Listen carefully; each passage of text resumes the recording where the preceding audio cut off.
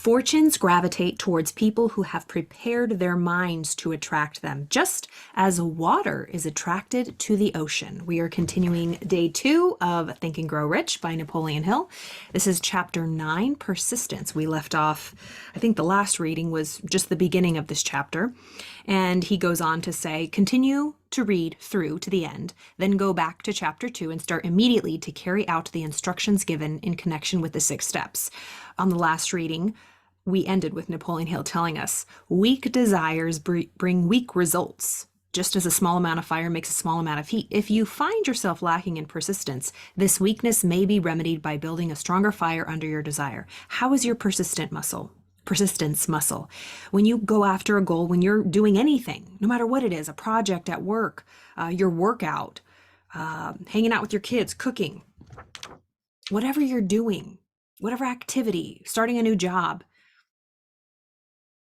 starting a new relationship, being persistent, having just as much enthusiasm on day 30 as you did on day 1. That takes effort, that takes work. So Napoleon Hill is telling us to continue reading.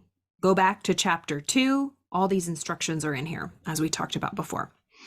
The eagerness with which you follow these instructions will indicate clearly how much or how little you really desire to accumulate money or your goals, whatever you desire. If you find that you are indifferent, you may be sure that you have not yet acquired the money consciousness, which you must possess before you can be sure to accumulate any fortune. Fortunes gravitate towards men whose minds have been prepared to attract them, just as surely as water gravitates towards the ocean. In this book may be found all the stimuli necessary to attune any normal mind to the vibrations which will attract the object of one's desire. I love how Napoleon Hill talked about vibrations and attraction. This was over 100 years ago. I mean, all the great teachings. I mean, that's what, the movie The Secret is about, talking about ancient Egypt and all the ancient civilizations before who knew the power of our mind, basically, and our emotions.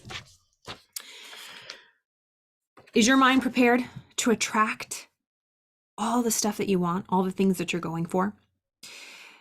If you find you are weak in persistence, center your attention upon the instructions contained in the chapter on power. Surround yourself with a mastermind group, and through the cooperative efforts of the members of this group, you can develop persistence. You will find additional instructions for the development of persistence in the chapters on autosuggestion, we read that together, and the subconscious mind. Follow the instructions outlined in these chapters until your habit nature hands over to your subconscious mind a clear picture of the object of your desire. From that point on, you will not be handicapped by lack of persistence. Your subconscious mind works continuously while you are awake and while you are asleep. Our subconscious mind, again, to go over this stick figure. This, if you like this tattoo? Thanks, Lorraine. I went to a party and they had a henna artist. I really never thought I'd get one, but I have one now. All right, so this right here represents the mind. If this is your first time seeing this, perhaps it isn't. But this stick figure, this funny big old head with a little body, big head, little body, this represents the mind. We have 2 parts, the thinking conscious mind, that's what the C stands for, and the subconscious feeling or emotional mind. And then this is our body, which we act depending on how we feel, and then depending on how we act is the results we get in our life. Napoleon Hill is saying, your subconscious mind, this one right here, your subconscious mind works 24/7 when you're awake and when you're asleep. This thinking conscious mind does not. This goes to bed. When we close our eyes, these 5 antennae here are the see, hear, smell, taste, touch. Those are our 5 physical senses of our physical body. That is connected to our conscious thinking mind. We think, but usually it's just us getting information from the outside world, and that does not constitute thinking. That's just reaction and rolling around other thoughts of other people. The conscious thinking mind is not always working, but the subconscious emotional feeling mind is working 24/7. This is where we dream, all that good stuff, the unconscious subconscious mind, the dream world. This is where all the power is. It does not matter what you have up here. We can think all day long, fill our minds with all kinds of stuff, but we don't get emotionally involved with it. And it doesn't matter what you get emotionally involved with it, good or bad. When we say it's under my skin, I wasn't feeling it, or, they really got to me. Once it's in here, once it's in your subconscious mind, it is covered with emotion. This is your true heart of hearts. Once it's here, it is coming out. This is your mind is a garden. Your thoughts are seeds. You can grow flowers or you can grow weeds. This is the seed house.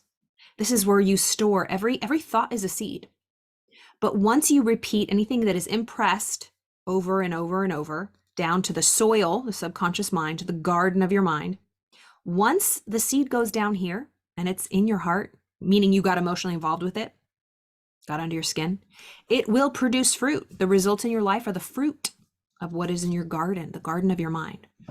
So your subconscious mind works continuously while you are awake and while you are asleep. That's why it's so important to guard our heart and our mind. That's really what that saying is. Guard your heart and your mind, because whatever's in here is coming out here.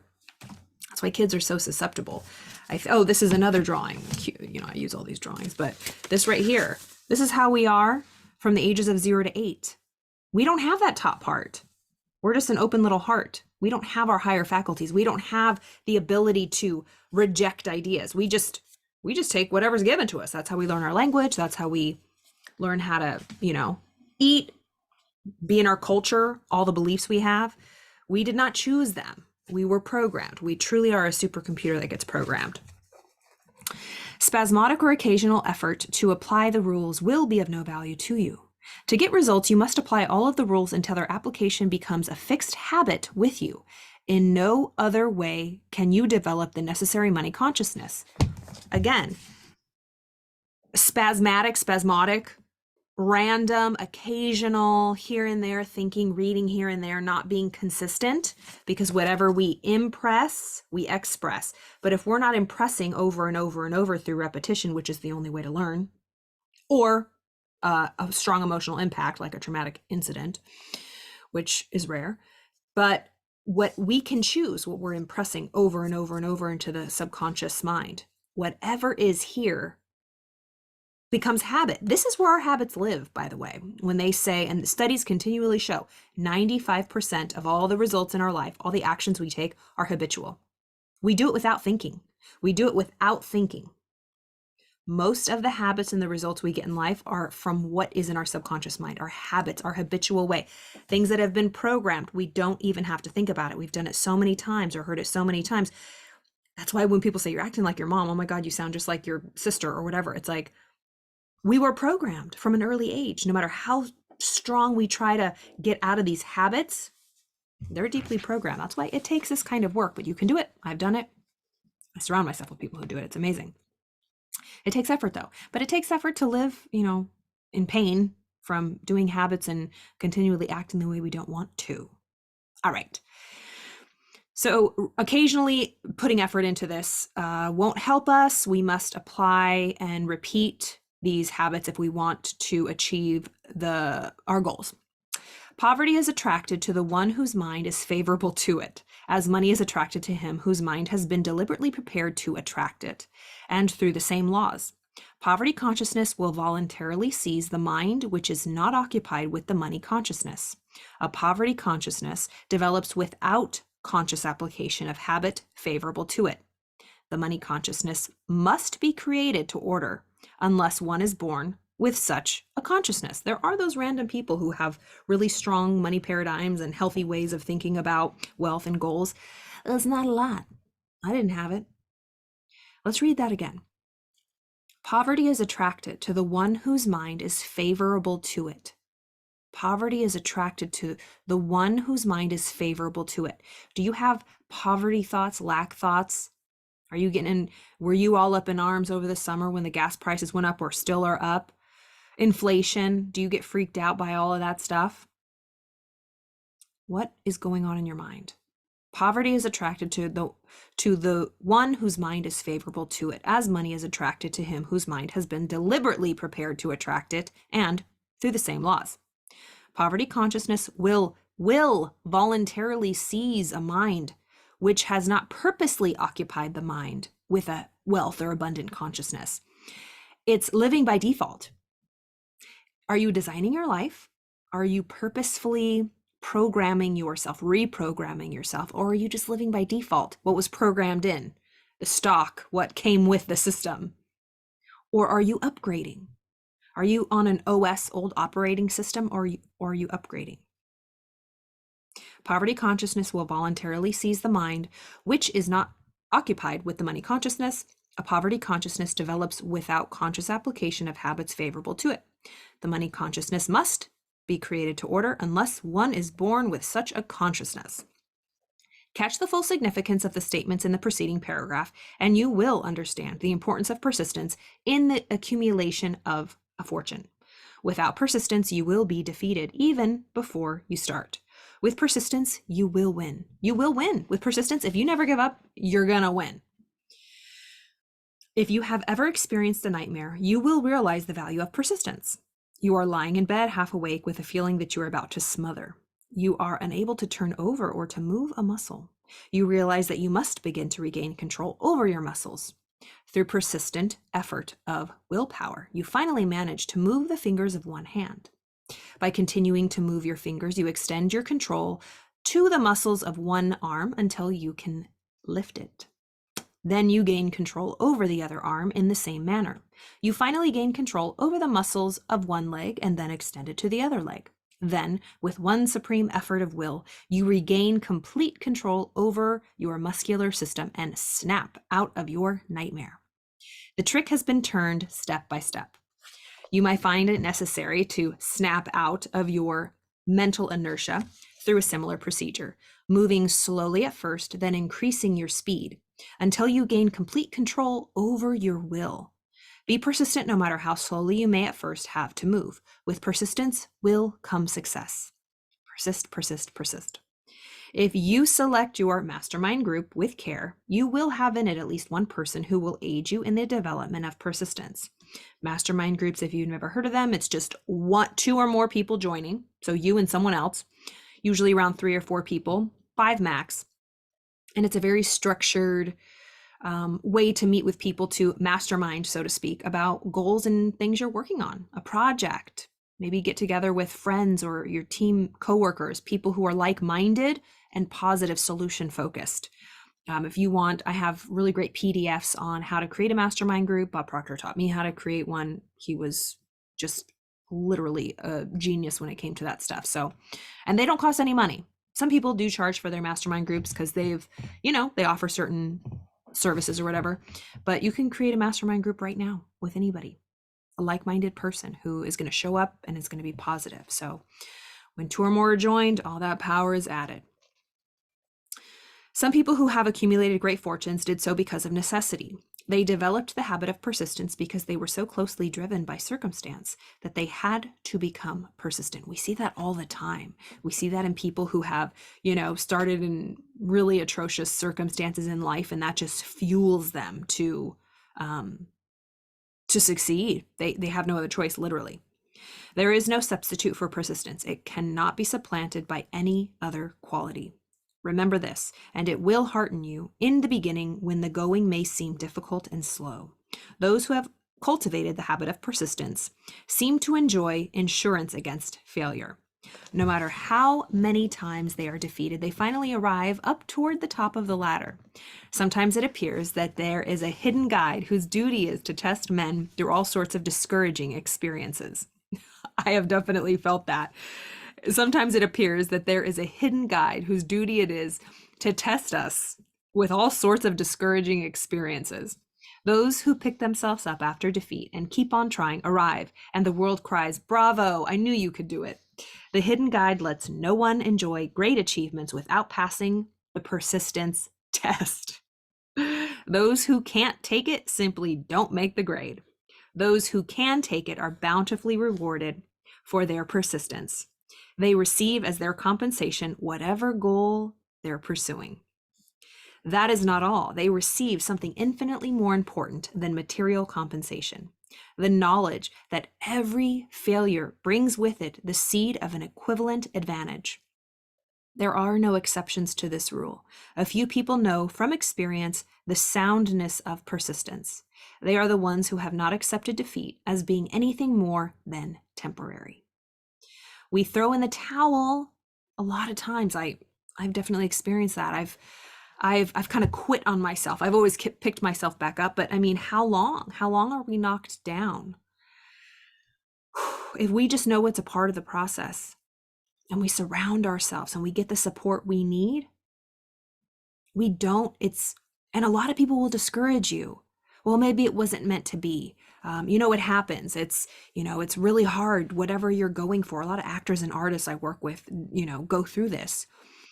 Everybody around them, maybe from their hometown or family or friends, just don't believe in them. And even if they're not verbalizing and telling you flat out, it's just an energy they give off. We can't afford to surround ourselves with people who don't believe in us. So when you're going for a goal, it's like, cut all the fat out. Tell everyone you'll see them in 6 months. Just totally focus. All right. So they are the ones who have not accepted defeat as being anything more than temporary. They are the ones whose desires are so persistently applied that defeat is finally changed into victory. We who stand on the sidelines of life see the overwhelmingly large number who go down in defeat, never to rise again. Isn't that the truth? We see the few who take the punishment of defeat as an urge to greater effort. These, fortunately, never learn to accept life's reverse gear. But what we do not see, what most of us never suspect of existing, is the silent but irresistible power which comes to the rescue of those who fight on in the face of discouragement. If we speak of this power at all, we call it persistence and let it go at that. One thing we all know, if one does not possess persistence, one does not achieve noteworthy success in any calling. I'm going to read this little story and then we'll end from here. But it says, this is Napoleon Hill. Napoleon Hill writing this, I believe it was 1910, 1915, somewhere, maybe 1905. No, this was earlier. I think this was 1905 or 1910, over 100 years ago. Napoleon Hill writes, as these lines are being written, I look up from my work and see before me, less than a block away, the great mysterious Broadway, the graveyard of dead hopes, and the front porch of opportunity. From all over the world, people have come to Broadway seeking fame, fortune, power, love, or whatever it is the human beings call success. Once in a great while, someone steps out from the long procession of seekers, and the world hears that another person has mastered Broadway. But Broadway is not easily nor quickly conquered. She acknowledges talent, recognizes genius, pays off in money only after one has refused to quit. Then we know he has discovered the secret of how to conquer Broadway. The secret is always inseparably attached to one word: persistence. The secret is told of the struggle of Fannie Hurst, whose persistence conquered the Great White Way, Broadway. She came to New York in 1915 to convert writing into riches. The conversion did not come quickly, but it came. For 4 years, Miss Hurst learned about the sidewalks of New York from firsthand experience. She spent her days laboring and her nights hoping. When hope grew dim, she did not say, all right, Broadway, you win. She said, very well, Broadway. You may whip me. You may whip some, but not me. I'm going to force you to give up. One publisher of the Saturday Evening Post sent her 36 rejection slips before she broke the ice and got a story across. The average writer, like the average in other walks of life, would have given up the job when the first rejection slip came. She pounded the pavements for 4 years to the tune of the publisher's no, because she was determined to win. Then came the payoff. The spell had been broken. The unseen guide had tested Fannie Hurst, and she could take it. From that time on, publishers made a beaten path to her door. Money came so fast she hardly had time to count it. Then the moving picture men discovered her, and money came not in small change, but in floods. The moving picture rights to her latest novel, Great Laughter, brought $100,000. This was over 100 years ago, $100,000, said to be the highest price ever paid for a story before publication. Her royalties from the sale of the book probably will run much more. Wow. That is briefly, you have the description of what persistence is capable of achieving. Fannie Hurst is no exception. Whether men and women accumulate great riches, you may be sure they first acquire persistence. Broadway will give any beggar a cup of coffee and a sandwich, but it demands persistence of those who go after the big stakes. this is a long chapter, and I started it, and I'm gonna finish it through persistence. Yeah. You know, we hear about these great books. We hear about these great books. But, you know, sometimes we don't just sit down and read them. That's why I'm literally reading the entire chapter, not the whole book, but the entire chapter. The ones that really stood out to me, they're all really amazing. But like I said before, I read that chapter for 90 days straight. It's in my blood and bones. Those they're lyrics to me. Like they pop up in the middle of my day when I'm going after something. There's these lines from Napoleon Hill that live within me because it goes on to it's through repetition. Through repetition, I read it over and over and over and over, and it got into my subconscious mind. So I really see it in my actions and in my world. It's amazing. I love these life-changing books and all of this stuff. So I encourage you to get that book or continue on this journey as I read this chapter and look back at all the past videos. I've made a lot of videos of different books that have changed my life, and I'm really excited. I have a new website that's out. It's carlottelozano.com, and I am still working on little things here and there, but it's up. If you want to check it out, be my guest. I'm really excited of all the new things that are coming, and I appreciate all your love and support. And I hope you have a wonderful week, and I will see you later.